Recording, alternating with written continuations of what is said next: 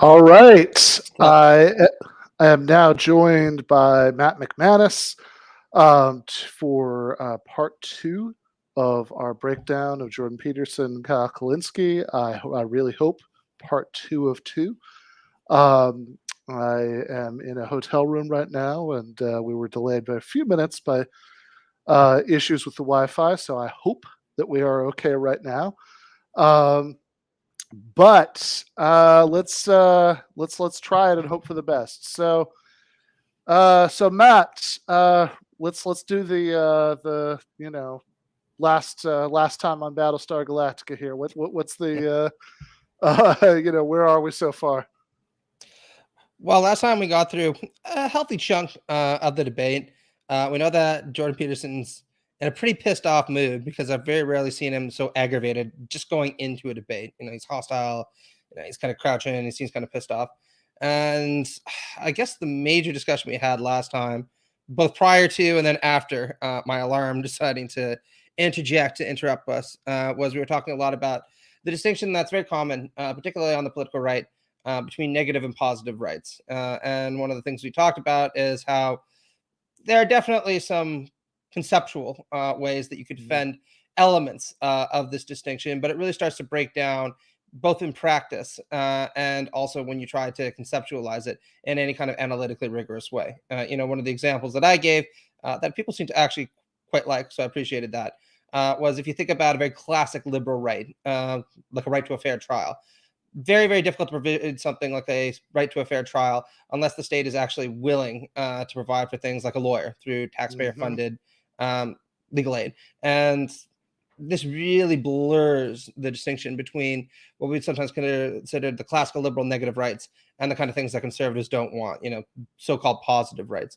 And, there's all kinds of other problems with this distinction we could talk about. So, for instance, could you really talk about securing somebody's right to life if you didn't provide them with, for instance, a right to water or a right to healthcare, right? And these aren't new facts. They're things that people have been aware of as a problem for quite some time in the broader discourse around human rights. And just like everything, Jordan Peterson acts like he seems to know a great deal about these kinds of things and has very strong opinions. And yet, when he's pushed just a tiny little bit on some of these points by people like Kulinski, he tends to fold like origami. So that was a fun little place to end on. And that was what I took away from it.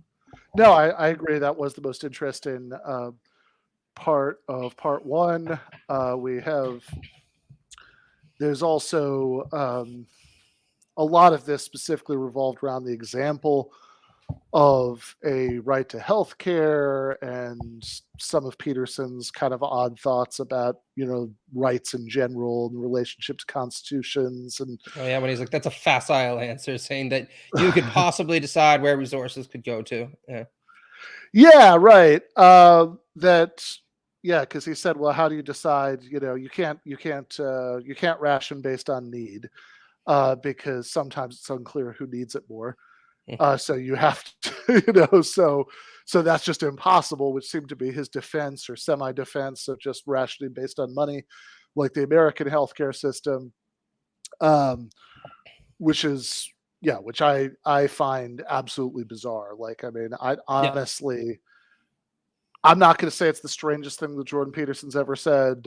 He has some dream descriptions and maps of meaning that are scarred into my mind forever. He said the Dragon of Chaos is like imprinted itself on your brain, right? Yeah, exactly. He's famously speculated that the twin snake imagery in ancient artwork is a reference to the double helix structure of DNA thousands of years before Watson and Crick discovered it, perhaps due to some shamanic Did you ever see his visions. interview with Richard Dawkins on that? No, I haven't seen that. Oh, okay. So he has an interview with Richard Dawkins, and I don't like Richard 9 times out of 10, but sometimes I have a little sympathy for him. And no, I mean, I actually argue with Jordan Peterson is exactly the kind of thing that I think Richard Dawkins would actually be good for. It's like most of the time, as we've discussed, I'm not a fan either, but it's like that sounds like the right lane for him. Yeah, exactly. Because Jordan, in one of his wackier moments, implies that it might be possible for people to have a kind of intuition about the microphysical plane, even if it's not necessarily visible. And you just hear Dawkins pause and be like, so wait a minute. You're saying that you think people could see DNA. And he's like, no, I'm saying that they have some kind of intuition of the microphysical plane and it expresses itself through these different kinds of art.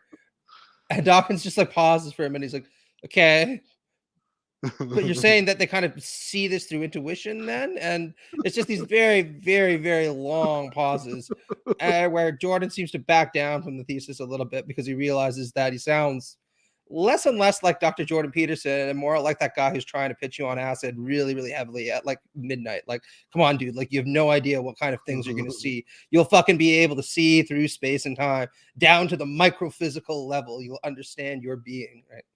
Anyway, Well, it's very funny. That's a whole aside, but which is no, but I mean that is what Peterson sounds like on certain topics, right? I mean, I think I mean on one of the philosophy segments with Jen that we did a while back, I don't know, earlier this year or last year, I don't remember exactly.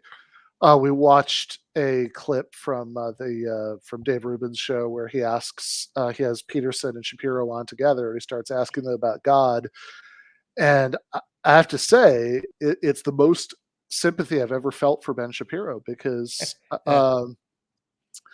because Peterson just sort of rambles in this like vaguely psychedelic way that you're talking about the masculine principle in nature and just like it's all just incoherent babble. And then Shapiro, who, you know, I mean, I don't think what anything he says that follows is brilliant. Like it's all pretty standard kind of like you know, I mean, it's just your sort of basic like religious believer who knows a few classic arguments kind of thing. But like sure. um but Shapiro responds to that by doing exactly what like a good intro to philosophy professor will do if like a student has said something that's just absolutely batshit incoherent, which Yeah. is to translate it into something that makes sense. You know, be like, well, I think what you're trying to say is, Yeah. you know, so because like that way the discussion can keep flowing. It doesn't just all like shut down where you're like, I have no idea what the fuck you just said, dude. I what?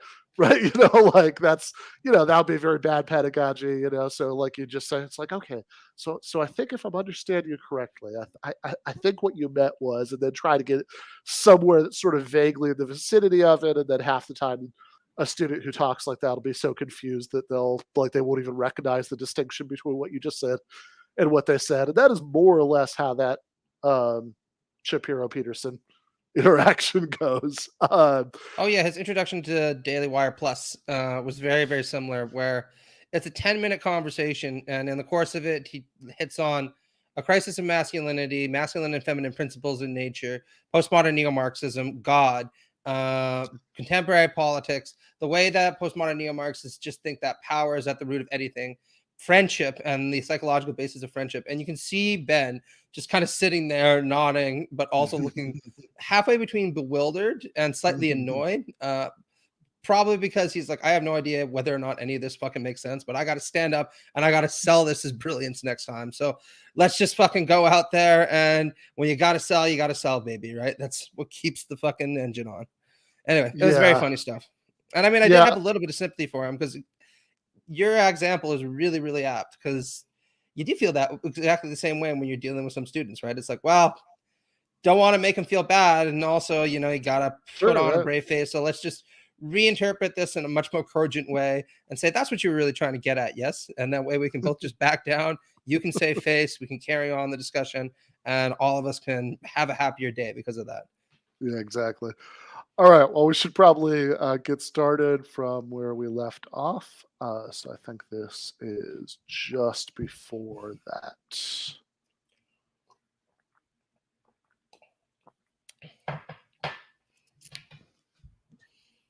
Computational device, distributed computational device, involving billions of calculations per second. Trying to communicate between those situations as we use money. That is the mechanism for adjudication. And you might say, well, it produces all sorts of unfair consequences. And the response to that is, yeah, that's for sure. But that's not the issue. The issue is what makes you think you can do better? And there is no evidence that you can do better. And so the idea that need should take precedence, like that's fine in principle, although it's not. Who in the world could possibly adjudicate need?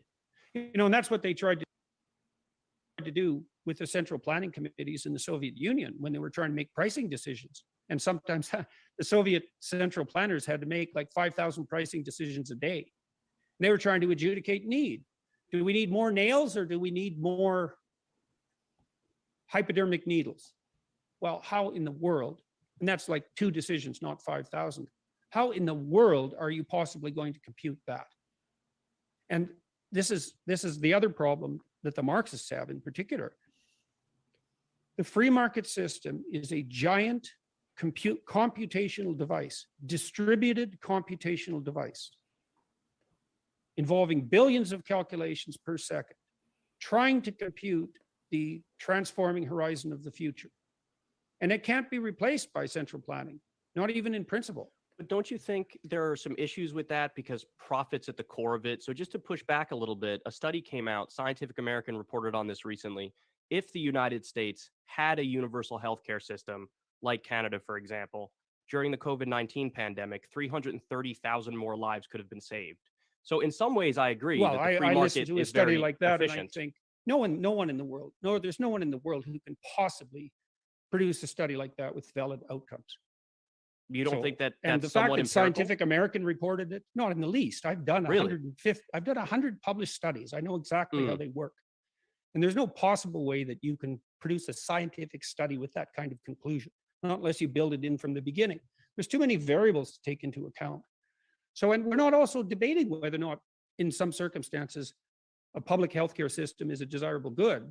That's something that needs to be discussed at the level of detail. There may be situations where it's entirely good. I'm telling you some of the downsides. One of the downsides, I'm telling you what happens in Canada, is that if you're in a dire situation, it's not like having to wait 2 years. My dad waited 2 years for a knee replacement, 2.5 years. That was exacerbated by COVID. It's not like that isn't expensive. He couldn't move. That's expensive. It cost him money. And there was nothing we could do about it. He was too elderly to be taken down to the States. It was too logistically complex. And so he was basically crippled for 2 years. Now that's costly. And you think, well, it's not money. It's like, yes, it is. It's money and time. Now, lots of people in Canada are talking about a hybrid private public model. And that would have to be done experimentally and locally and carefully to see what the advantages. I'd also like just to point out that established properly, right? So you have to figure out what it is you're trying to measure. Wait times might be one of them, because wait times are basically a proxy for expense. Now, I already said that I'd like to point out, living in Canada and having worked on the last election campaign, that he's just dead wrong about that. Actually, the healthcare system, the public healthcare system in Canada is being expanded recently, massively expanded, to cover things like dental and potentially psychiatric care in the future. And both of these measures are wildly popular and were voted upon by electors in both the most recent provincial elections and, of course, the federal election in 2021. So he's just dead wrong about that. It's also worth noting that Tommy Douglas, who was the socialist founder of public healthcare in Canada, was voted the most popular Canadian. I remember this. Yeah, beating out people like Wayne Gretzky. Now, if you've ever lived in Canada, you know beating out Wayne Gretzky at any popularity contest is a very, very difficult thing. I mean, if we were to run a straw poll on my own family between me and Wayne Gretzky, Wayne would have a pretty good shot of winning. So the fact that Tommy made the top of the list really should tell you something about how people feel about public health here in this country. Now, it is imperfect in some of the ways that he describes. So let's not get that wrong. Sure. But one of the things that I would argue about that is it's deeply underfunded in many places. And there's a chronic doctor shortage, in no small part because we aren't able to hire enough doctors because there's not funds for them and not enough funds to hire even things like nurses in places like Ontario. So really, the kind of problems that he's talking about would very, very easily be fixed precisely by expanding public health care the way that other countries have done for a very, very long time. Yeah, no, that makes a lot of sense to me. I mean, I think that the obviously you could have well-funded and poorly funded public programs, and any system is going to ultimately have limited resources. Expanding those limits, by giving it a greater share of the budget is a good thing. I'm all for that, but also, like, when you do run up against the limits, I mean, we spent a long time talking about this last time, but I have a hard time imagining a worse or less defensible way of deciding, uh, like, who wins given genuine conflicts at the outer limit of whatever resources are available to the healthcare system than, like, who could afford who could afford to pay their way to the front of the line. I mean, like, that just seems, that just seems kind of sociopathic to me. I mean, like, this is always, like, when people talk about, wait times for certain procedures, being longer, it's like, okay, you're right. I mean, there's a solution that, that if the more funding the system gets, the more you can do to chip away at that. But, like, I don't know, that never seemed to me like something that should be a point of pride for the United States. It's like, yeah, no, they're like, you really cut down wait lines if you kick a bunch of people out of line because they can't afford to pay. Yeah, absolutely. I mean, in 2018, the World Health Organization ranked the United States right around Slovenia in terms of its healthcare system. Slovenia, by the way, was a country that went through a brutal civil war just about 20 years ago and was a communist state before that, right? So it's not exactly a point of pride. Now, one of the things that really irritates me about this, though, is it's a really clear example where, to use a Petersonianism, we've ran the damn experiment so many times, and the outcome is very clear globally, right? That public health care just does provide better outcomes for the vast majority of people. Now, what kind of public health system you should have, Sure. there's a lot of interesting debates that we can have about that. It's also possible that there might be some place for private markets, like there are in Germany, right, through private insurers that are paid for by the public purse. Maybe we could talk about that. But the argument between the market and public health has been decidedly settled in favor of public health. And there's now, whatever it is, 7 decades worth of information about that. And if you still doubt that, then go ask any middle income person in Canada and any middle income person in the United States whether they would feel healthier, safer without private health insurance. And you'll get one of the most ringing endorsements of public health that you'll ever hear. Yeah, I mean, right. I mean, look, as you say, there are, like, ranges. There's a range of, like, slightly different details of different systems that exist around the world, right? But, like, um, one of the high end of socialization, right? Is like the British system where, by and large, right? I mean, it's like a little bit complicated because of some changes in the last few decades, but, like, by and large, hospitals are publicly owned, doctors are public employees, all that stuff. And polls consistently, the NHS is the most popular institution in the country, right? I mean, why is that, right? I mean, like, why aren't people crying out for privatization? Like, and I think it's incredibly telling that, when Peterson a minute ago, when he was dismissing the idea that you could figure out some way to decide who has a greater need, right? Without market forces, settling it within a healthcare system. Which, I mean, to the extent that his point is that, like, no rules for figuring out, who goes in front of line in front of who are going to be absolutely perfect, then fine, right? I agree, but, like, that you couldn't have something that would be okay or, like, a somewhat reasonable approximation of it or whatever. Like, he's not basing that on evidence from, like, any countries with decommodified healthcare systems. He's, like, he has to go back to the Soviet Union and, like, talk about and talk about, like, Goshplan, like trying to, like, set prices for everything. So, Oh, absolutely, right. And it's a ridiculous kind of example. And one of the things that frustrates me also is it doesn't really demarcate between what kind of goods can actually be managed very well through the government or through other kinds of state institutions, and which ones can't be provided very easily. So it's very, very clear, and the evidence is overwhelming on this point, that healthcare works very, very well when it's provided as a public good. Right. And again, there's just mountains and mountains of evidence on that. On the other hand, there is a lot of evidence that in the terms of the production of things like consumer goods, particularly Sure. luxury consumer goods, the market might actually operate more effectively because it is very difficult to decide what kind of consumer goods people are going to Sure. want in advance. Because when it comes to a choice between whether or not you want to get a new TV or a new iPhone, right? Not always easy to say in advance what people are going to prefer or how many of them that you need, right? And there we could have a talk about whether some kind of market socialism might be the way to Right. go if you wanted to kind of adopt a left perspective on these issues.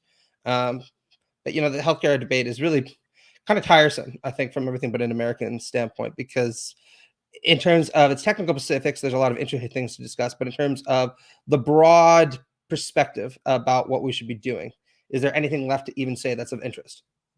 Yeah, I mean, like I talked about this with Dr. Eric Osgood when he was on a different breakdown a while back.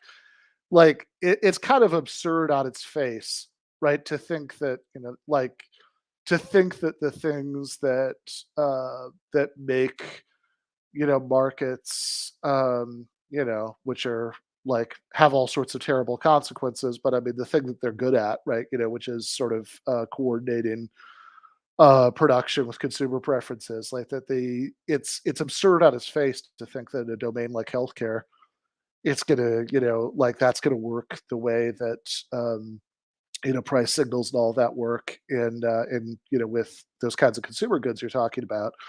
Like it people don't and often quite literally can't shop around when they're purchasing healthcare, right? I mean, like, you're not gonna.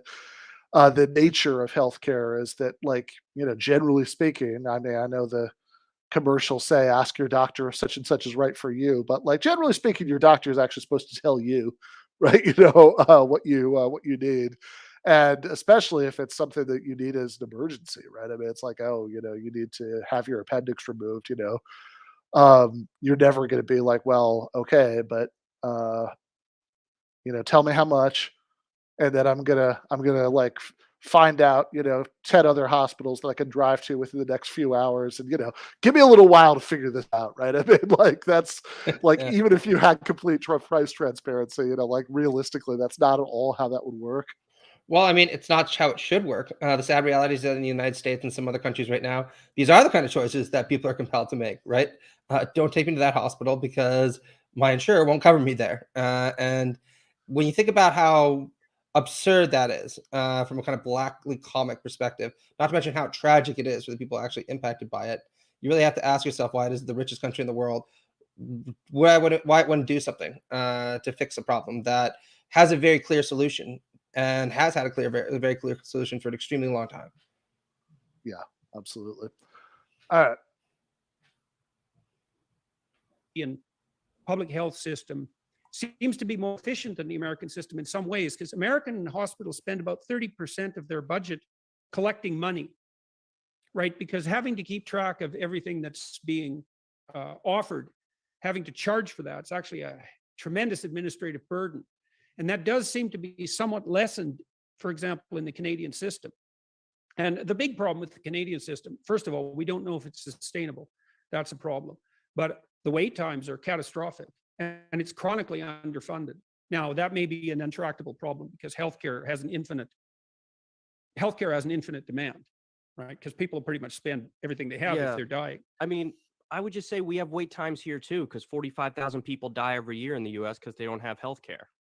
That's a wait line that's littered with dead bodies. So that's I'm not like a making the worse wait case. line. I'm not making the case that the American system is preferable to the Canadian system. I haven't made Okay. that case. Okay. So I'm saying that we don't exactly know how to negotiate this going forward.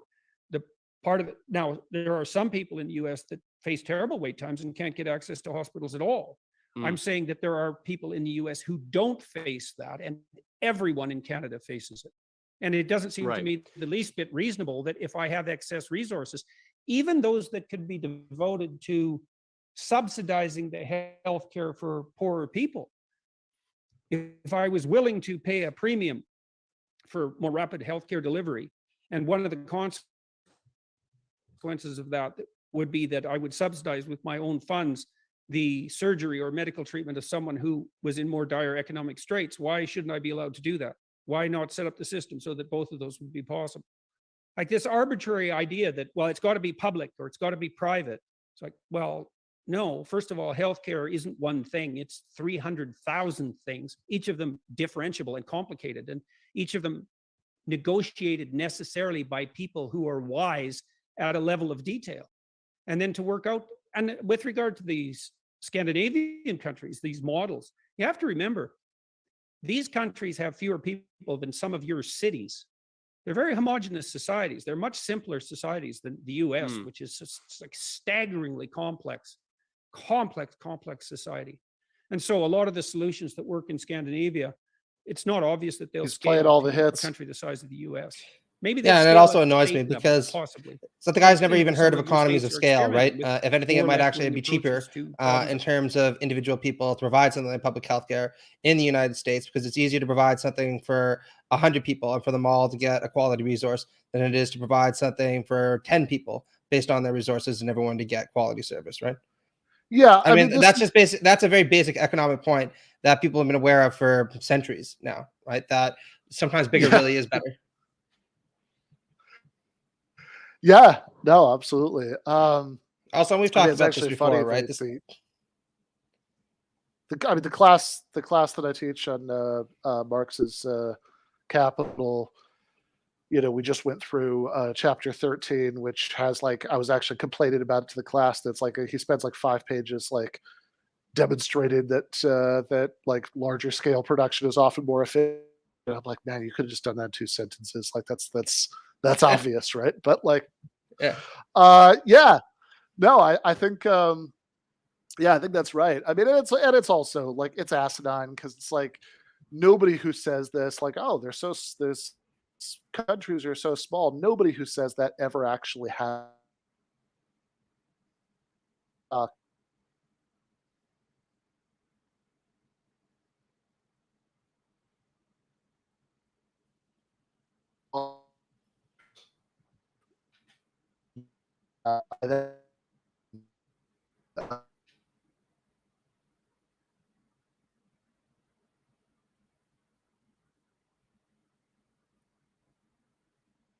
Oh, Ben, are you there?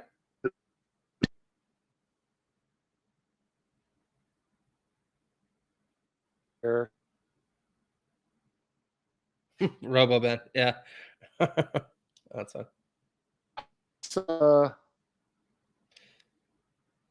You disappeared there, Ben, for a few minutes.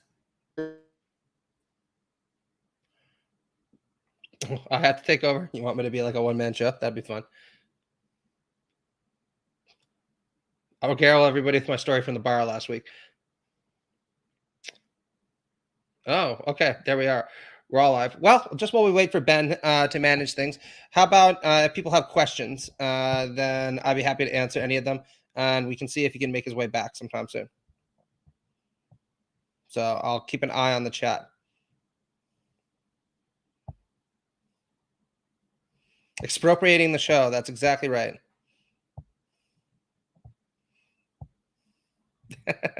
Yeah. With very special guest, now host. That wasn't a Marxist bar. No, it was a karaoke bar. And I have to say, I have a great time. Not that you want to hear me sing, but my wife sometimes gives me a pass on it. Oh, hey, Ben, you're back. Yeah, it sounded like I missed something good.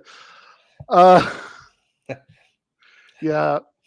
Now, this is I've done stuff like this from hotel rooms several times. It's always been fine in the past. The worst thing that ever happened was that last summer once I was on the Majority Report and I angled the computer badly, so Jen was in the corner in the background the whole time, but at least she wasn't doing anything embarrassing.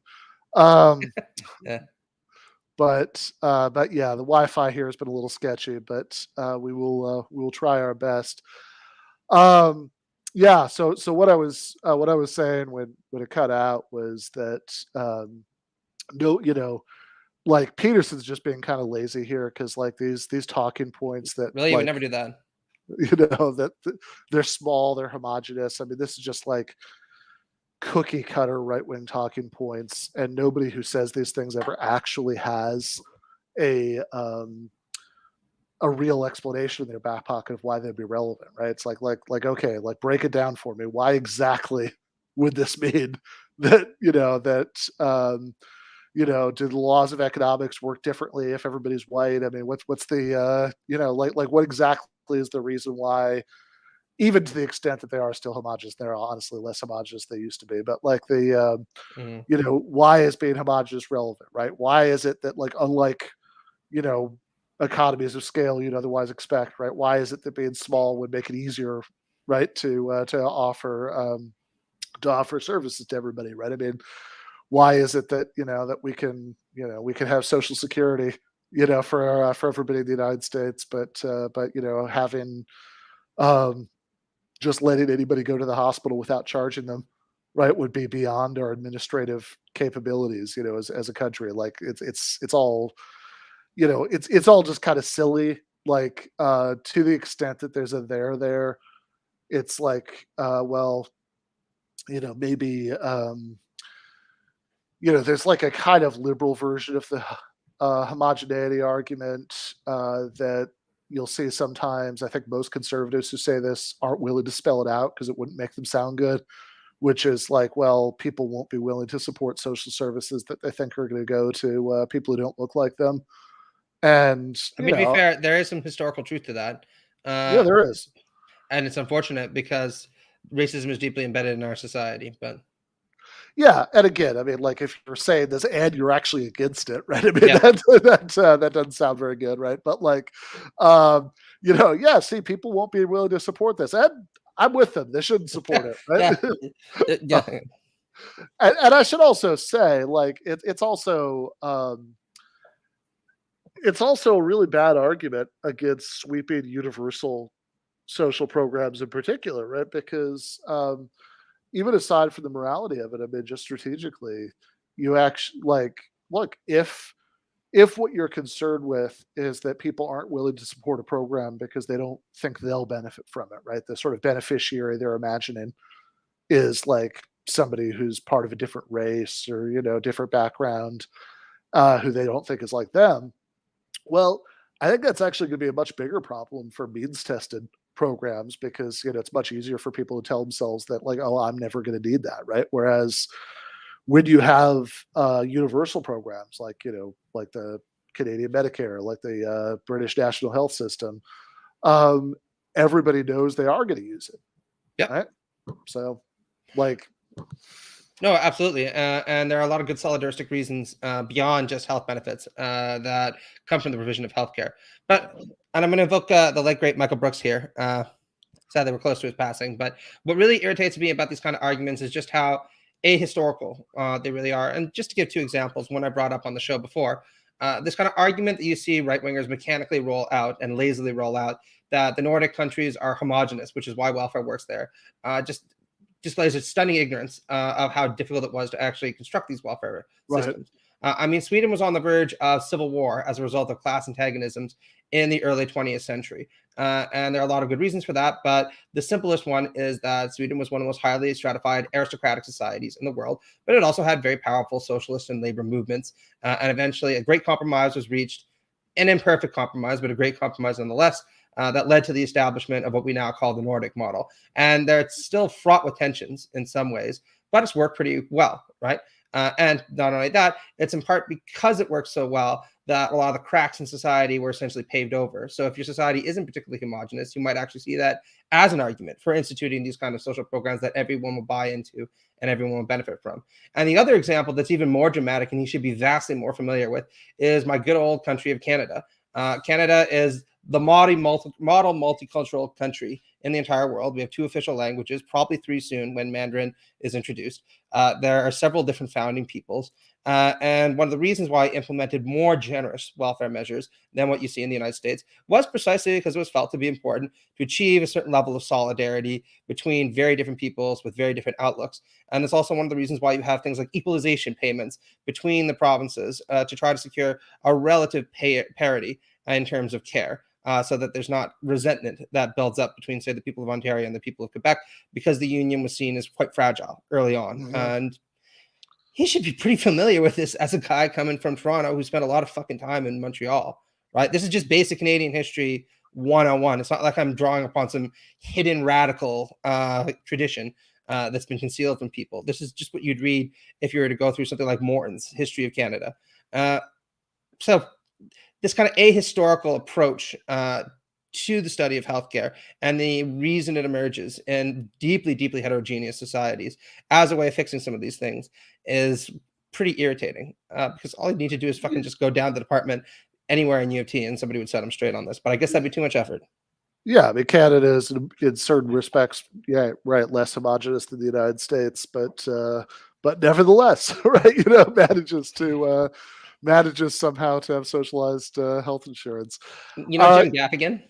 Yeah. You mean Yep. He had my favorite joke about Canada. It was in, I think it was Winnipeg or something, making a fucking thing. And he's like, so the way I understand your country is being founded is everybody in English Canada agreed to learn French, and the French agreed to keep on being French. And that was the glue that bound you guys together. And I kind of paused. I'm like, yeah, that's pretty good. That's a shorthand history of Canada that works. Yeah, fair enough.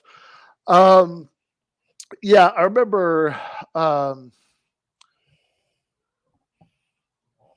Yeah, I remember Bhaskar telling me, was it he'd done some debate at some like libertarian event or something, and somebody was talking to him afterwards, you know, and it's like, oh, you kept bringing up those Nordic countries, but like, you know, what's distinctive about them, whatever. It's like, and like Bhaskar was trying to say, like, yeah, they skipped over the, you know, because the development of industry was late, so they skipped over the craft union stage, and they just had this, you know, big militant industrial unions, and that's, you know, that's part of how they were able to have this effective, you know, labor and socialist movement and win all this stuff. And the person was like, no, I was going to say is they're so homogenous. And it's like, yeah, no, that is the only thought you guys are capable of having about this. So good job. Yeah, I know. Well, you can always tell what's popular in the right wing sphere, because every time I go on Twitter, it's the same argument regurgitated over and over again until it gets picked apart very, very easily by a lot of people. At which point, to be fair to them, they'll just be like, all right, well, whatever. We'll move on to the next quasi-racist trope tomorrow. We'll roll it out and we'll see how it works. Maybe it'll get us another 10 years. Yeah, no, exactly. All right, let's pick it up from where we were. I think this is about right. These models. You have to remember, these countries have fewer people than some of your cities. They're very homogenous societies. They're much simpler societies than the US, which is just like staggeringly complex society. And so a lot of the solutions that work in Scandinavia, it's not obvious that they'll scale to a country the size of the US. Maybe they'd scale at the state level, possibly. And, you know, some of your states are experimenting with more left-wing approaches to problems of education and healthcare and so forth. And good, that's another big advantage to the US system, is that because you have a federated system and the states have a fair bit of autonomy, you can run experiments at the local level and see what works if you get your metrics right. I mean, that's complicated. That's a free market too. It's a market system of states. So let's move on from healthcare. I don't want to get bogged down in healthcare. It wasn't my intent for us to go 30 minutes on this, but because there's so many other things I want to talk to you about. Let's go real simple here. If you were an American citizen, you were here in the 2020 election, would you have voted for Trump, Biden, nobody, or a third party candidate? I don't know. You know, it's very hard to answer those questions until you're actually in the situation. When Clinton was facing off, Oh, this is my favorite part of the whole thing. For a very long time, I felt that I would have voted for Clinton. I felt that she had at least the administrative background and the governmental experience to know what the job was and to handle it. I felt that Trump was a wild card, which he most definitely was. Then I went to this, the night of the election, I went to this Republican gala in Canada at a private club, watching the election, and they did a straw vote there. And in the straw vote, I cast my vote for Trump. And that surprised me. And it was something I sort of switched on last minute. And the reason I switched, I would say, is because I thought Clinton betrayed the working class. In fact, that's why she lost the election. It isn't something I just felt. That's definitely what happened. And so I thought, to hell with you. I'd rather have this wild card in here with his spontaneous lies than have you in here with your programmatic, powered, mad, driven, pre-authorized lies. And so I don't know. It's hard to tell what you do in a situation until you're actually in it. Do you think Trump as president in his 4 years also betrayed working class? Not in the same manner, no. Really? And I think Trump did some things that were really quite spectacular. Like One what? of them, Like what? well, how about no war? Well, he did assassinate a top Iranian No, commander no, no, who was no. I fighting didn't. I ISIS didn't on the ground. say that. I didn't say anything about assassination. I said something very specific. I would say that's an Trump act did of war. not. No, it's not an act of war. It's an assassination. An act To of kill war an Iranian involves- commander? I don't understand the point you're making. Well, I'm trying to say if the Iranians killed one of our generals, we would call that an act of war. We do it to them and it's not an act of war? All right, then I guess we have to differentiate between an act of war and a war. What you have right now with Russia, that's a war. And Yeah, Trump did not engage the US in a war of that sort. And so that was a signal contribution. He also established the Abrahamic Accords, which have got nowhere near enough attention, not nearer the attention they deserve. And the people who negotiated that should have won a Nobel Peace Prize, because that brings the possibility of peace to the Middle East. And that was a big accomplishment, both of those things. Do you consider the giant increase in drone strikes under Trump problematic? What do you mean problematic? You mean desirable? Do you, because you said, oh, he didn't get us in a new war, but I would consider all those bombings, which are illegal, by the way, an act of war. Do you think that those are... I didn't say that Trump's record was unblemished or that there weren't skirmishes of various sorts. I'm not trying to paint him beige, or I'm not trying to whitewash him. I'm perfectly aware of Trump's flaws and his advantages. But he didn't embroil the US in a war. And you guys have been embroiled in a pointless war for what? How long now? Since the 1960s? One after another. And then the Abraham Accords are a big deal. And did he betray the working class? Well, I think that's in some sense it's a vague question.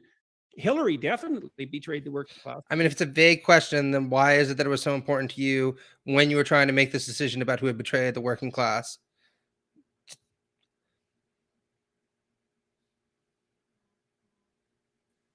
Yeah, I mean, this is an incredibly goofy answer in many ways. I mean, it was a clear question back when it was Hillary versus Trump. But now when it comes to assessing his record, well, it's a very vague question. And it's like somebody in the chat said, all of a sudden we've got to retreat back to using complexity as the magic word that just waves away anything that happens to be particularly inconvenient when directed against him. Yeah, he said it's like a fact that Hillary betrayed the working class, but then it's, did Trump betray the working class? I mean, look, I have no problem with saying, I mean, the only reason I wouldn't say Hillary betrayed the working class is that makes it sound like there was a time in the past which she was on the side of the working class, and I don't think that's true. But but even if you're going to say that Hillary Clinton's an enemy of the working class, yeah, sure, I'm with you. But then if you're going to apply consistent standards, I mean, by what possible metric would Trump not be an even bigger enemy of the working class? I mean, you look at you look at his actual record, like everything that he did in office, and it was a 4-year orgy of deregulation and tax cuts for rich people. He appointed super duper hardcore union busters to the National Labor Relations Board, and they reversed a bunch of Obama era precedents in the wrong direction, right? Towards making it harder to organize a union. They weakened worker safety protections. Even the stuff that Trump said he would do, right? That sound like it was at least could be good for jobs or whatever. I mean, the actual job growth. I looked into this pretty extensively last fall because in preparation for debating Charlie Kirk, because all the other Charlie Kirk debates I'd seen, like with Kyle Kulinski, for example, Kirk always brought up the Trump economy and like how good the job numbers were. And he would like bring up these specific things like, oh, black unemployment, was so low, or Hispanic unemployment was so low, or whatever, which is, whatever, kind of a weird move for him to make. But so I like spent a while with these numbers in preparation because I thought I was mistaken, which is unfortunate because I was really hoping it would come up again, but I thought it would come up again. But like, but if you actually like break down the numbers, either the job rate in general or like broken down to these demographic groups, it's the same, it's the same story for all of them, which is that it's like, no, it was just like after the 2008 crash, right? Job numbers were in the sewer for everybody. And then they slowly got better under Obama. And that continued under Trump until the pandemic. And if anything, slightly more slowly, I think. So it's like overall, like, so like there's nothing there. Like the stuff he said he would do, he went to Youngstown and said the factory jobs were going to come back. He went to Appalachia and said the coal mining jobs were going to come back. None of that shit happened, right? Like there was never any serious effort to make it happen. Oh yeah, and sometimes this could become really funny. I had a family member who is a staunch Republican, and on November the 4th, he was posting articles about how awful the economy was. November 8th, I think, he posted an article about how the economy was now booming, and he called it the Trump effect. Just by being elected, Trump apparently had skyrocketed the economy to new heights it never seen. And I was like, so in 4 days, the economy has gone from like apocalyptic levels of destruction and decay to just absolutely soaring. But I mean, just beyond that, though, I think you made a really good point when you highlighted the fact that Clinton was never a friend of the working Right. class. And for that matter, neither was her husband, right? It wasn't Ronald Sure. Reagan who said the era of big government is over. It was Bill Clinton who said the era of big government is over, and he meant it. Let's be very clear about that. Yep. And Hillary Clinton was cut from exactly the same cloth. In 2007, 2008, she ran to the right of Obama, for God's sake, saying that his position was far, far, far too radical. And Obama basically governed as a moderate, middle of the road Democrat once he obtained power, which was unfortunate for me because I actually had a lot of optimism about him back in the day, when I was young and naive, right? So this idea that she was ever anything more than a kind of liberal technocrat in the worst sense of the word just shows how naive he really was about her. And this notion that she had ever aligned herself with the interests of the working class was risible. I mean, I would think you'd have to go back to the 1960s to make a plausible claim that the Democrats were a working class party. Even then, I would push against it. But you might be able to get me to cede on some things if you go back that far. Right. Yeah, no, I mean, I think that I think the germ of truth in it is that in the 1960s, the balance of class forces was different, and so I think that I don't think the Democrats were a working class party or anything like by any means, right? But I think that but I think it is true, right? That like when like I don't know LBJ was making decisions that like what does George Meany, the head of the AFL-CIO, think was like something that you had to take into consideration in a way that you would not take the equivalent into consideration by, say, the 1990s, when Clinton was president, so it's like there is a that doesn't mean that the AFL-CIO was running the Democratic Party, but I mean, like they did have some coalitional pull back then in a way that they was like badly eroded over the decades. And I think if you read Thomas Frank, his I think very excellent book, Listen Liberal, I think he maybe like has a little bit too idealized a picture of like the Democratic Party way back when. But I mean, like I think in terms of its like evolution in the last several decades, I think he's spot on, right? The way that it like increasingly pivoted to appealing to the sort of concerns and values of a certain kind of middle class professional in the suburbs.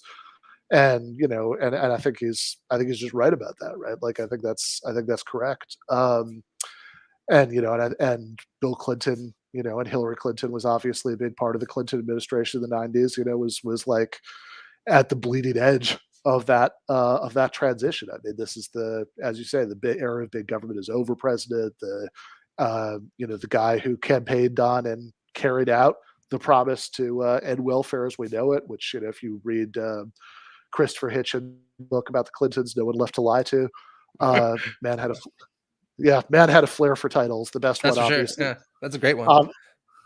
Best one, obviously, as far as titles, is this book about Mother Teresa, the missionary position, Mother Teresa in theory and practice. But yeah, he had a flair for titles, and yeah, No One Left to Lie to is a great book, and he goes into some pretty Dickensian level of detail about how that Clinton welfare reform worked out in practice. So yeah, I mean, I don't think Hillary was ever on the side of the working class really at all.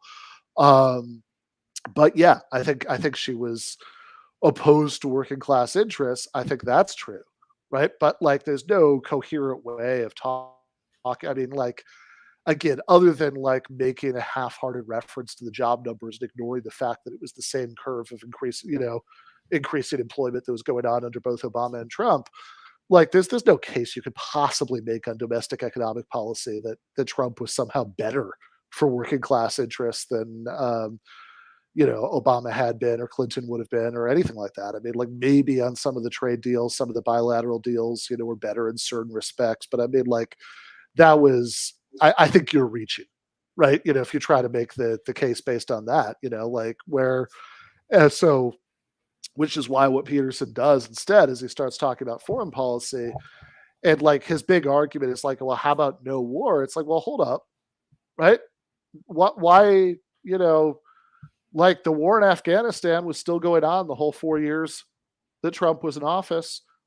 He did negotiate with the Taliban, and there was a framework that was established. But I also think it's significant that like he was never willing to actually rip off the Band-Aid. And let's be clear also that when it comes to his engagement with Israel-Palestine, he might have actually increased the likelihood of violence precisely by backing a very, very, very contentious situation and not pointing forward to any kind of resolution. He also backed out of the Iran deal, which most international experts saw as part of a roadmap to Middle Eastern peace. Now, should we trust Iran? No. But there were openings that were important and significant that were now very much closed as a result of them backing out of that deal. And he also took the United States to the verge of nuclear war for a little while with North Korea. So let's not forget that, right?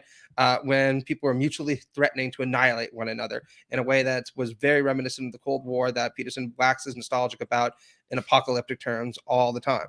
So I wouldn't exactly sit there and give Trump high marks just because he happened to avoid going to war like so many U.S. presidents have before, even while he was increasing drone strikes in Afghanistan, backing out of major deals in the Middle East that were part of a roadmap for peace, and almost bringing the entire country and indeed the entire world to the precipice of nuclear annihilation. Yeah, and even with, like, Peterson mentioned Russia, and like, let's be clear on this too, that even in terms of like global confrontation with Russia, Trump was actually more hawkish than Obama had been. Like, everybody forgets this now. But during the 8 years that Obama was president, like, the Republicans were always attacking him for being too soft on Russia. Like, that was like a common foreign policy talking point throughout those 8 years. Mitt Romney said in the 2012 election he thought Russia was the single greatest threat to the United States, and everybody made fun of him for it. In fact, even specifically on Ukraine, right? Like Trump, shipped heavier weaponry to Ukraine than Obama had been willing to. I'm not complaining. I didn't want him to go for but not that he did like the worst version of this or whatever, but I mean, but he did do strikes in Syria that Obama hadn't been willing to. I mean, like, this is, I don't know what, other than the fact that the Libya crisis happened to happen while Obama was in power, right? Like, and so there was an intervention there that, that there's no direct equivalent to under Trump. I mean, like, other than that, I don't know what possible respect you could say. I mean, like, again, 4 years of Trump, he's not willing to actually be the one who gets blamed for the clusterfuck when the U.S. finally leaves Afghanistan, which there was no way it was not going to be one. Oh, yeah. And, yeah, I mean, he I mean, let's be clear, there was no way it was not going to be one back in 2001 when they decided to invade in the first place, right? Oh, totally. Yeah. I mean, it was always going to be that. I mean, this is the, I mean, not that, not that I would give Biden a lot of credit for a lot of things, but one thing I will give him credit for is that he apparently, like in the meetings in like 2009, right when Obama first took office, Vice President Biden was like the only person being like, "Hey, do you guys really think that if we keep doing this for like the next 4 years, that like there's just going to be this great stable government, we can hand over power to?" Because I don't think that's true. But yeah, no, absolutely, right. So it was always going to be a clusterfuck, and like Trump wasn't willing to have him be the one who was in office while it was happening. And yeah, I mean, he doubled the rate of drone strikes in Yemen. He as you point out, took us to the brink with North Korea. There's no respect, like this idea that, I mean, yeah, like there wasn't a full scale war with Iran, which is lucky, right?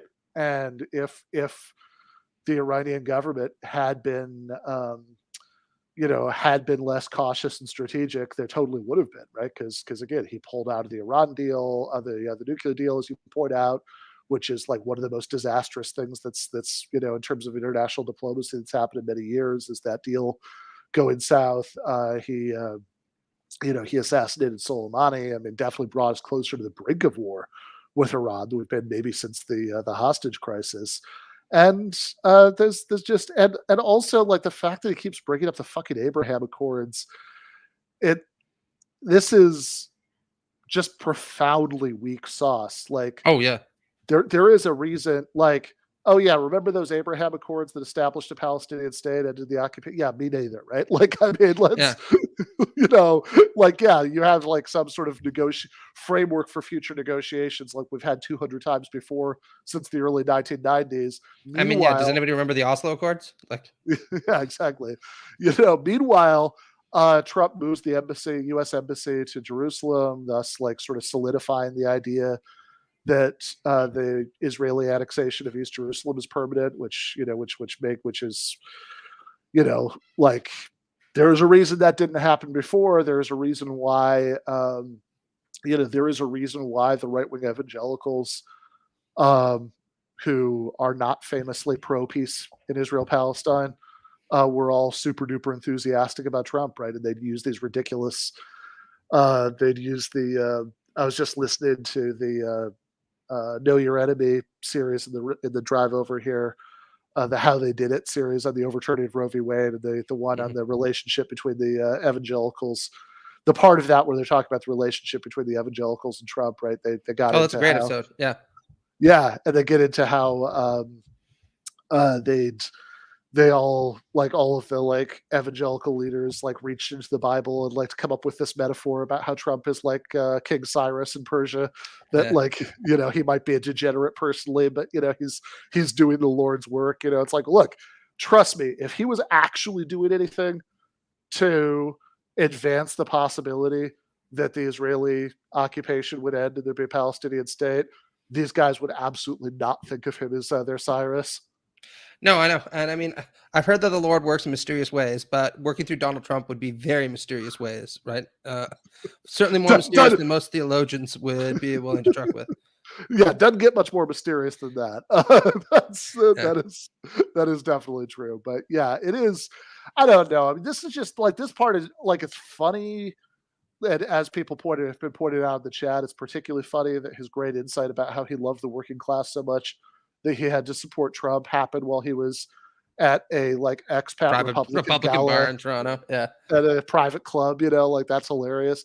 It's like, yeah, I was sitting by the fire smoking pipes and, with my friends who, and they only served Johnny Walker Green. I mean, where's black? Where's gold? I thought this was supposed to be a premier event.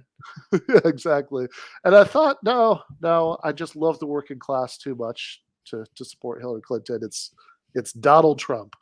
Like, I can respect somebody, I mean, obviously this wasn't my position, in the last election, but it's like, I could totally respect somebody who says, I'm not going to vote for any of these people because they're all enemies of the working class. I'm going to vote third party. I'm not going to vote, whatever. It's like, okay, I can understand where that position comes from. We could have a tactical argument about it, but I can understand that. I can respect that. But like, you care about the working class, so you're going to vote for the greater evil. Oh no, absolutely. And I mean, we released an article calling for people to vote for Biden. And a lot of people give a shit for that, and I can understand because I had to kind of breathe and swallow when I was writing it, right? Yeah, But my kind of conviction in 2016 was the same as my conviction in 2020, which is that politics doesn't end when you cast your ballot for the lesser of two evils. It begins, and you do your best to do what people like AOC or Bernie Sanders are doing right now, making sure the most progressive bits of Biden's agenda are implemented. Even against the efforts of the Democratic Party to make sure that they aren't implemented, no matter how popular they might happen to be. And you hope to have someone better in 2024. yeah, yeah. I mean, I think that's basically right. I mean, like I had my expectations for Biden were in the sewer, right? Like I never thought that he was going to do. I mean, to be fair, like he's been so pathetic that like it might actually be worse than I was expecting. But like Oh yeah, my expectations were pretty low, right? Like I thought that this was basically going to be, the third Obama term, and it turns out that it's like less competent than that. But no, I didn't think Biden was going to really do any of the stuff that sounded best. It was on his campaign website. I mean, I've seen this movie before. Like when centrists are running for office, they'll say they'll do some stuff that would, not go as far as I would like, but like, would at least be like some like serious improvement, like card check for unions, or, like a public option for health insurance. And they don't actually move on any of it, right? Because they don't really care very much, and they don't want to antagonize donors, whatever, right? Like all that stuff. But like that's what I was expected, and I got, maybe an even worse version of it, but like I also think, like, again, I can, you know, we could have a debate, about, the position that you and I took in 2020, that you should, that you should like take 5 seconds to fill out the mail-in ballot for the less deadly of the two enemies on offer, and then go back to organizing. You can take the position that no, I'm never voting for any of these people. Um, and I can understand where both of those positions come from. The Peterson position makes about as much sense to me as his position on ancient shamans having visions of the double helix structure of DNA. yeah, absolutely. I mean, if you told me you have a choice between skin cancer and pancreatic cancer, I'd be like, well, that's great, but I know which one I'm going to go for, right? I have to say though, my favorite Onion article recently had just a killer headline, and it was AIDS worry that if Biden's poll numbers continue to sink, he's at dangerous risk of actually doing something popular. I was like, yeah, yeah. Because the Yeah, thing is, the most progressive elements of his platform were overwhelmingly the ones that received the most public support and what probably sure. got him elected. And they're the ones that he's done the least to move on, which is Yeah. baffling to me from a political standpoint.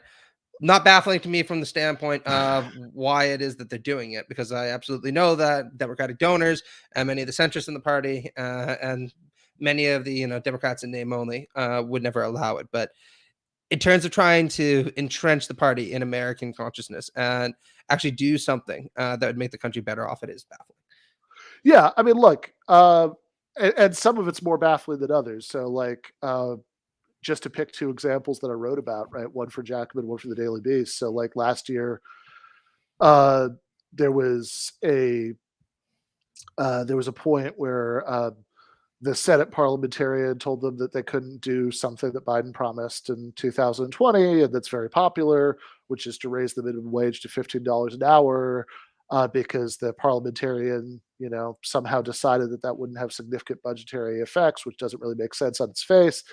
And the Democrats said, "Yeah, okay," right, and took it out, which is maddening, because it's such a thin excuse for not doing it, because the parliamentarian is a low-level staffer who issues non-binding opinions. I mean, I'm pretty sure LBJ ignored the Senate parliamentarian like half the time. And Mitch McConnell, I think, fired a previous parliamentarian when they made rulings he didn't like, right? So like this is something they totally could have done. They pawned off the blame on this staffer with no real power.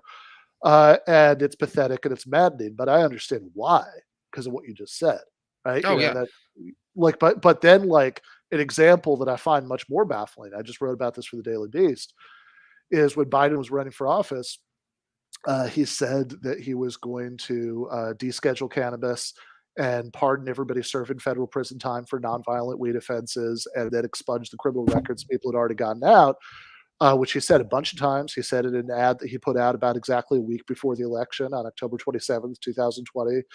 And then I could only assume he got high and forgot that he'd said that, because like he's been in I don't know, office man. for, That man is high on life at this point. There's no substance needed.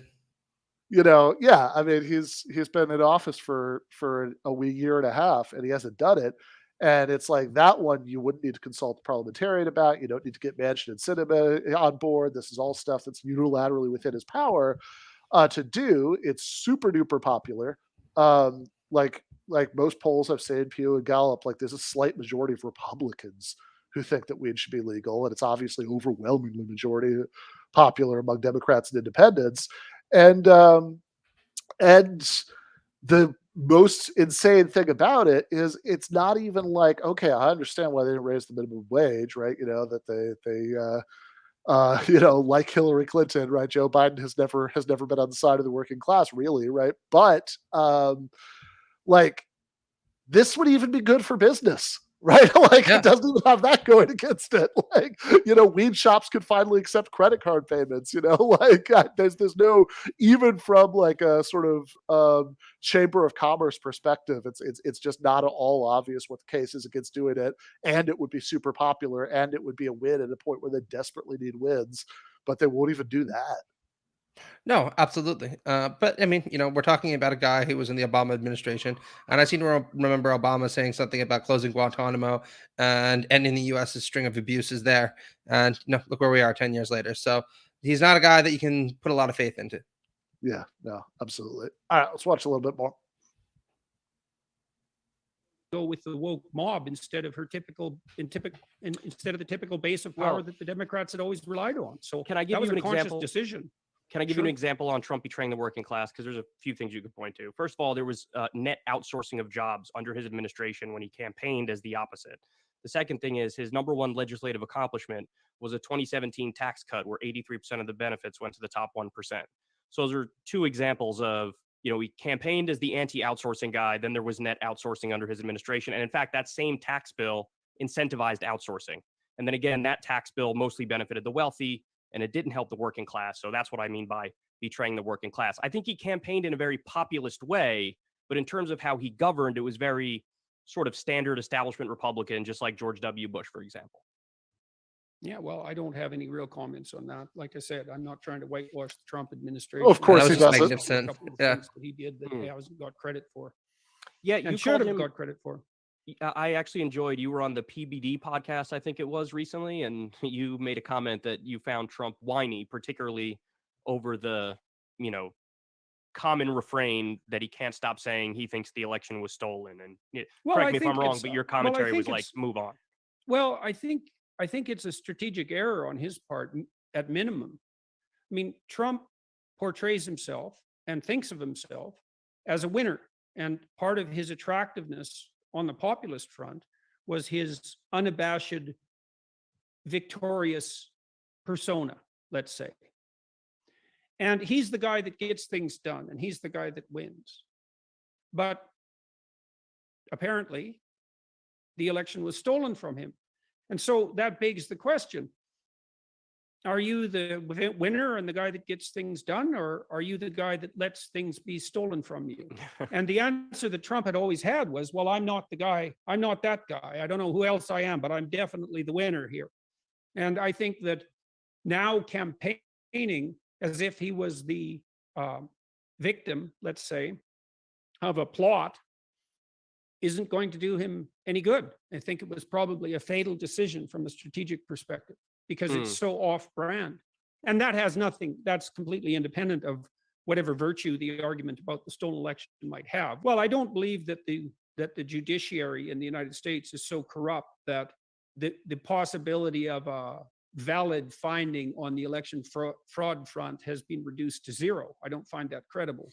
And I do think, so I also think that it's a mistake on that front. And it's a mistake for conservatives It's a real mistake for conservatives to take that route, because conservatives can't say all the institutions are corrupt and untrustworthy. That's what the radical leftists say. And populist conservatives tend to do that. And that really leaves them with nothing except maybe an appeal to public whim. And that's no way to govern. So I think that was a mistake too. You know, in your commentary, I do often hear a strong defense of our institutions. And I do feel like one of the common things that defines the current political era is definitely populism that bubbles up on the left through the vessel of, say, a Bernie Sanders, and even what I would argue was a fake populism that came up on the right with Donald Trump, where the agreement does seem to be, well, hold on, these institutions are really not working for us, and they're broken, and they're fundamentally corrupt. And, you know, the genesis of it being you have this donor class of corporations and billionaires that donates to politics. What does irritate me about this? What does irritate me about this is, again, just how ahistorical this is. And this is a point I've made on the show at various points, which is that conservatism has never been about conserving much of anything. It's always been about entrenching certain forms of power hierarchies for the people who deserve that they are entitled to those hierarchies. And that's been true in the United States and elsewhere for a very long time. Rick Perlstein wrote a very good book called Before the Storm, which is talking about the emergence of the Goldwater movement in the U.S. Recommend it to everyone. It's a long book, but very well researched. And one of the things that he points out is, yeah, exactly. Yeah. I mean, Bill Buckley in the 1950s and 60s would go around college campuses calling for revolutionary changes to the U.S. And these kind of nebbish college professors would always come in and chide him on exactly the same points. You know, shouldn't you be sitting there trying to conserve things like the welfare state's been here for 30 years, 40 years? And he would apparently just look at them with utter disdain. Like, do you not realize like what this is all fucking about? I don't give a shit about how long this has been around. I don't give a lot of shit about how embedded it is in society. I don't want it, and it's going the way of the dinosaurs if I get my way. And of course, eventually he did when the Reagan counter-revolution eventually took effect in the 1980s through to the period that we're in now. So this kind of naivete about what conservatism is all about, which I don't actually think is naivete. I think he's just being disingenuous here, is really, really cloying. Yeah, I think, I think that's right. Big fan of Perlstein. We might actually be, so I interviewed him last year, and at the time we just released it to patrons. We might unlock that as if you talk to him, tell him I'm a big fan, you know, part of a main show soon. But yeah, I think that's right. Actually, one of the things that I really appreciate about Rick Perlstein, I've read I think all of those books at this point, or I think Reaganland. I think actually when I interviewed him, I was halfway through it. I need to go back and finish that. It's a massive book, but is he doing one on Trump? I feel like he must be Bush Trump. No, he's not. Too bad. So I think he told me that he might put out like an essay collection or something, but he's not going to do he's not going to just continue the series, you know, up through Trump. I think he feels like with Reaganland, he took it to where it needed to go. But they're huge books, like fucking. They're like Lord of the Rings size volumes, right? Yeah, no, exactly. And one of the things I really appreciate about those books is that, you know, everybody, I mean, just the way that American like party politics works and the news cycle works and everything, like everybody has the memory of a fucking goldfish, right? I mean, like nobody, like anything that happened, you know, there's stuff that happened in like the 2012 election, like that thing I said about Romney and Russia, that like 90% of people have forgotten that. And you tell them that, like they're weirded out by it, right? You know, because it's like everything changes so quickly, you know. But like, or at least that's people's perception, right? The turnover of his memories.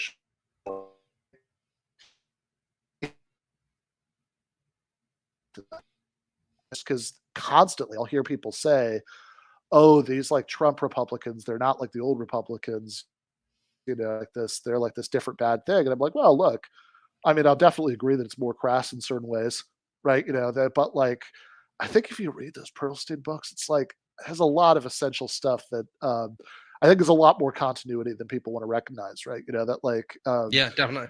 You know, like this idea, you know, yeah. I mean, like, one of my favorite examples from those books, I think I don't remember if it's Before the Storm. Yeah.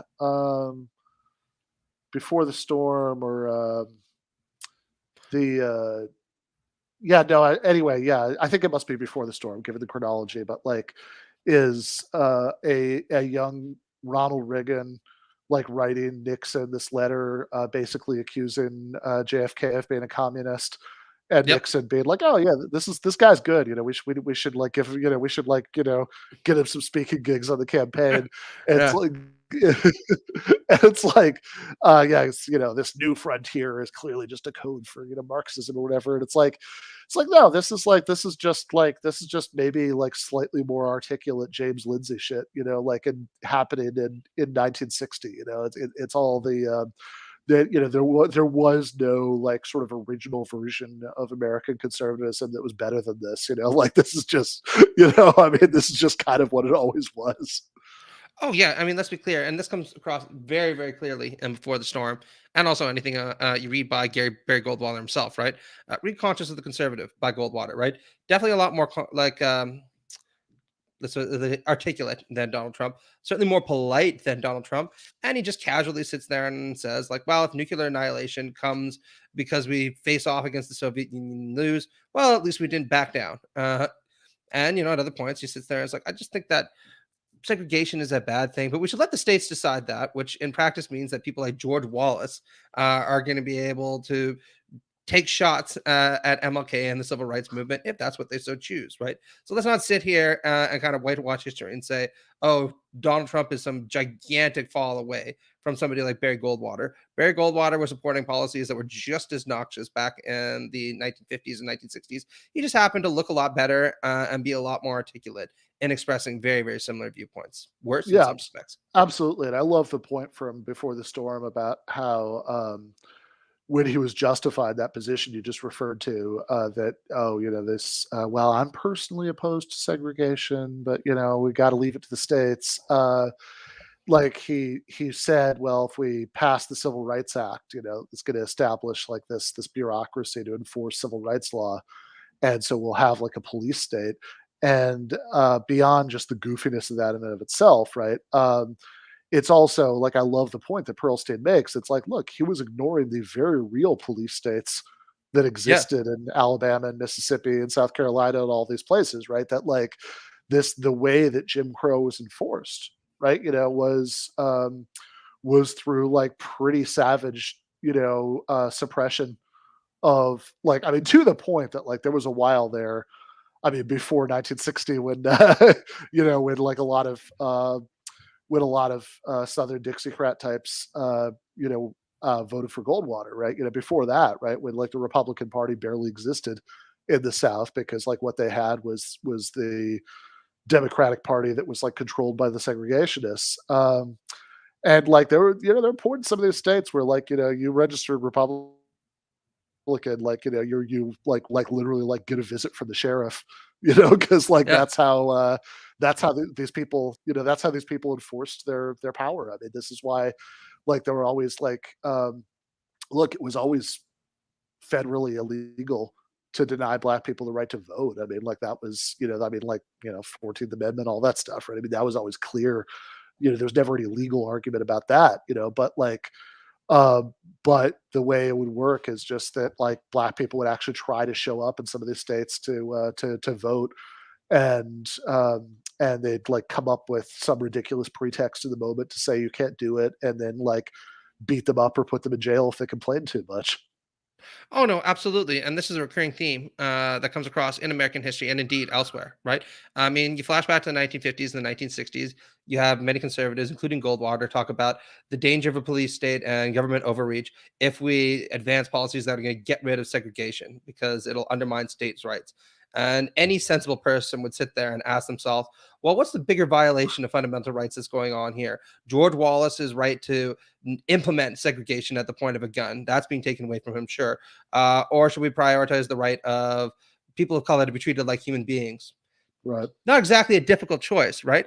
And of course, you can flash forward now and you have people complaining about how their rights to discriminate against gays and trans people are being taken away from them.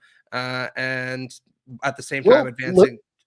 Yeah, I mean, literally the last few days, right? I mean, there was the Yeah. vote about codifying marriage equality, and you have all these people like Matt Gaetz pulling the Goldwater line, being like, well, look, I love the gays, man. Like that's not the issue. I just think it's very important, that we let the states decide these things.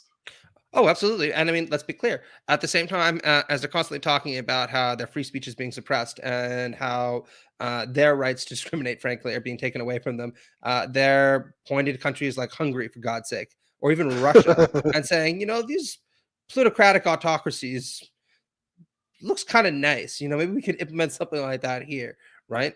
So it really shows you whose rights they prioritize and who's expected to get maximal agency in the conservative universe.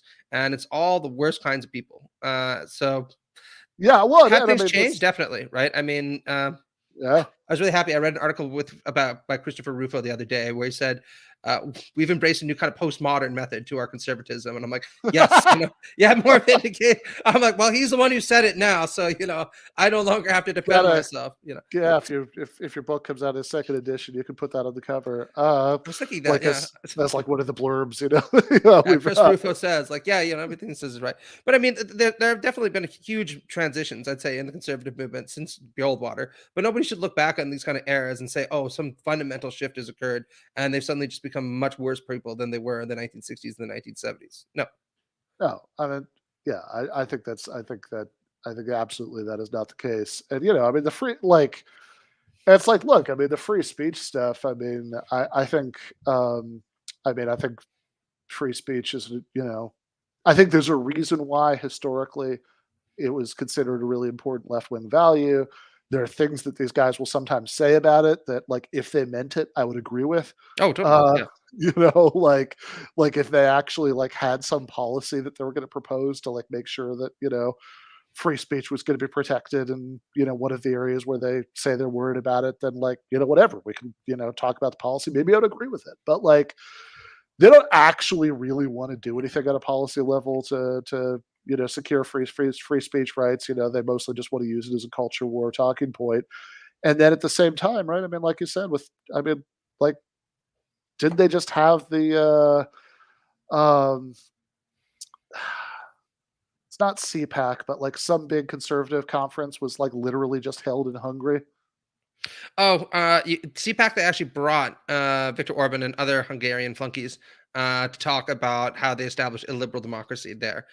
And yeah, I know Tucker Carlson and a bunch of others have made their requisite pilgrimages to Budapest to worship at the altar of the king. And that should be really scary, right? Because almost anybody who evaluates Hungary nowadays points to it as sometimes called the softly authoritarian or quasi-authoritarian society that's advancing some of the most revanchist policies around. And so the idea that the U.S. could slip into something like that, led by people who are inspired by that model, is truly frightening. Yeah, no, absolutely. And I mean, and I actually will say, I mean, I think that's the, I think that's what the more realistic sort of version of like right-wing authoritarian danger looks like. That, like, I think that sometimes some people on the left have, like spent a lot of time wallowing in historical analogies I don't quite find convincing, and and have this very like apocalyptic kind of way of talking about it that I think has diminishing returns, even as political rhetoric, and probably isn't quite accurate, right? I mean, like, I don't, it's not always or usually or really hardly ever, Germany in 1932, but like, there's also, it doesn't like, I'm not worried that like there's going to be a second January 6th that's going to be successful, and then we're going to have death camps. Like, that's not the sort of version of right wing authoritarianism I'm worried about, right? Like, but I think that there are more grounded worries that are like, look, democracy is a spectrum, right? Like, there's if you think of something like Orban's Hungary is pretty close to one end of the spectrum. I mean, I guess it gets even worse, even within nominally democratic, societies. But I mean, like, it's like pretty close to one end of the spectrum. And then like regular parliamentary democracies where they actually have a bunch of parties and, they reasonable campaign finance laws, et cetera, et cetera, et cetera, right? Are on the other end of the spectrum, right? The United States is already starting like at like 50%, right? Like that's there are many, many things that even by sort of regular advanced capitalist Western standards are sort of weirdly half democratic about the American system.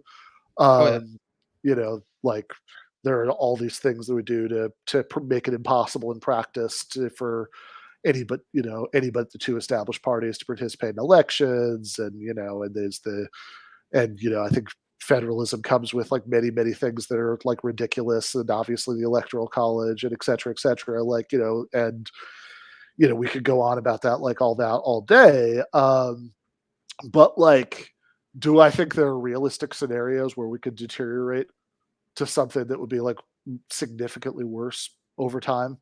Right? It's like, so in a sort of slow degrading way on that spectrum. Yeah, absolutely. I mean, I think that's like a very real concern, that like that you could have, I mean, I think we're already seeing what some of that might look like, that like with um, the efforts to, the efforts to raise the bar for voting and, and make it less convenient, with I mean, I think that if I mean, we've already got a 6-3 Supreme Court, and I think that's like starting to assert itself in pretty crazy ways that, that could definitely get worse. It's like, yeah, I mean, I think we could easily, like, I mean, if you think about in between points on that spectrum, like, I don't know, like Italy under Berlusconi, stuff like that, like I think that there are, I think there are definitely ways that we could get way worse over time, and it would get really ugly. Oh, absolutely. And I mean, look, I've seen Revenge of the Sith also, right? I'm all for, anxieties about right-wing military coup taking over and then executing Uh, order, whatever, 66. And then, Bernie Sanders gets killed and AOC is sent to a camp or whatever. yeah, yeah, yeah. It's all chilling stuff, right? But I think it's worth noting that, these kind of models are just fictional. If Right. you actually look at the way that fascist parties and far-right parties took power in Europe in the 1930s, it was often an alliance with conservative elites. They presented themselves not necessarily as gradualists, but these people as people who are going to keep a lot of the old order intact, at least most of the time. And they didn't move immediately to transform the society. One of the things that Hitler did was he kept the presidency intact until Hindenburg died in 1935, precisely because he knew it would piss off a lot of more centrist types if he were just to liquidate that immediately and declare himself Führer. But I think the best book on this subject, and really a prophetic book when it comes to what's happened the last couple of years, is Sheldon Wollin's book, Democracy Incorporated, where he coined the term inverted totalitarianism. And this was during the Bush era, right? And what Wollin said, and I think he's really right about this, is it's a mistake to assume that if right-wing or far-right power parties come to power in the United States, it's going to be through something like a military takeover. What they're probably going to do is just start by gaming elections more and more and more, so that it's still possible to have an opposition party. It's still possible that that opposition party could win if all the stars align, but it becomes increasingly less likely. Then you have news media and major institutions that are gradually taken over by different conservative groups, and the power of countervailing institutions is marginalized more and more and more. And eventually you get what he calls inverted totalitarianism, right? A society where you're not really free in any socially significant sense because there's not any political alternatives that are genuinely being offered to you. But a lot of the old institutions of liberty might still seem to be superficially intact, right? And he seems to have been on the nose when it comes to what the modern Republican Party in the US has been trying to do over the last couple of years, and indeed over the last couple of decades. And it's one of the reasons why I'm really afraid right now, because when they're overtly looking at places like we've talked about, Hungary, saying that's what we want to do here, it looks a lot like what Wolin was talking about when it comes to inverted totalitarianism. Yeah, and again, go back to Perlstein. I mean, one thing he talks about in Reaganland, is that there was a point in the late 70s, right? I think in the Carter administration when there was under like serious bipartisan consideration for like 30 seconds proposals to make it much easier to vote, right? To have same day registration and just like obvious basic reforms like that would like make it much easier to vote. And there were Republicans in Congress who are considering supporting this, And then basically like Richard Viguerie, who's the guy who essentially invented like mail order, political advocacy, and all these people like sort of snapped them to their senses, like, "Oh, God, what are you thinking? You can't do that." Right? Yeah. Like that's, like if we did that, right, we're not going to win any more elections. I Um, mean, Donald did something very similar in 2020 when he's like, they want so many people to vote that another Republican would never be elected again, right? And you can almost just see his aides in the background being like, "You're never fucking supposed to say that, right? We all know that's true, but you can't fucking say that." yeah, don't say that out loud. Come on, Yeah. what's wrong with you? Yeah, totally.